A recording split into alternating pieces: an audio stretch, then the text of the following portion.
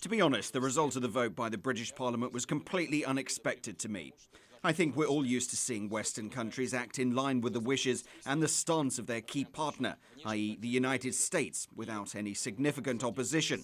At least it seems to be that way. That's why this disruption has been unexpected. It really came as a big surprise to me.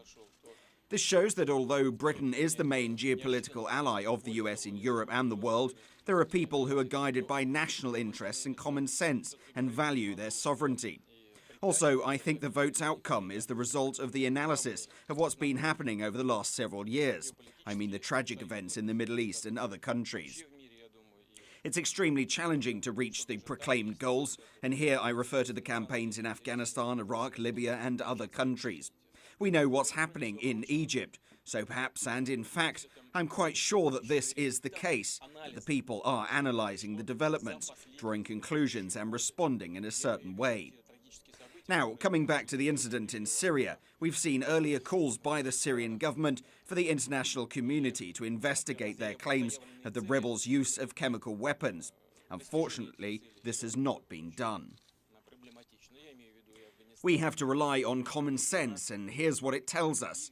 Syria's government troops are on the offensive and have surrounded the opposition in several areas of the country.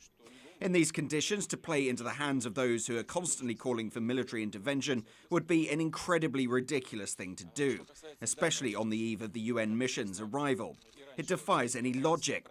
That's why I'm convinced that it's nothing but a provocation on the part of those who want to drag other countries into the Syrian conflict, those who want to win support from the world's powerful players, first and foremost the US. I have no doubts about this.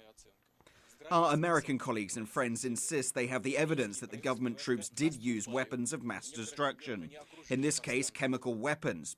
Well, in this case they'd better present this evidence to the UN inspectors and to the Security Council. They claim they cannot show this evidence because it's secret, but this excuse doesn't hold water. There's a sign of disrespect towards your partners and other stakeholders. If you have the evidence, you should present it. If it's not presented, it means they don't have it.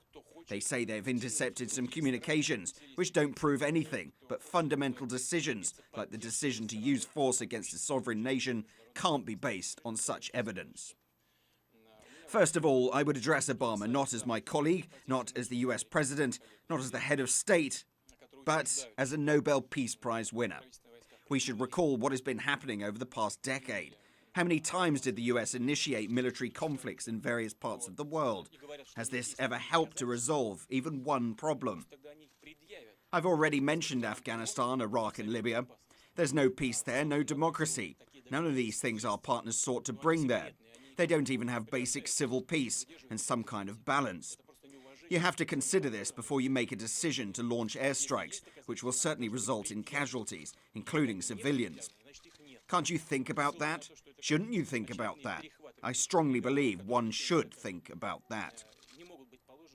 And addressing him as my colleague, I would tell him that soon we'll have a meeting in St. Petersburg. I hope the US president comes. We will certainly have a chance to discuss, among other things, the Syrian issue with our colleagues from around the world.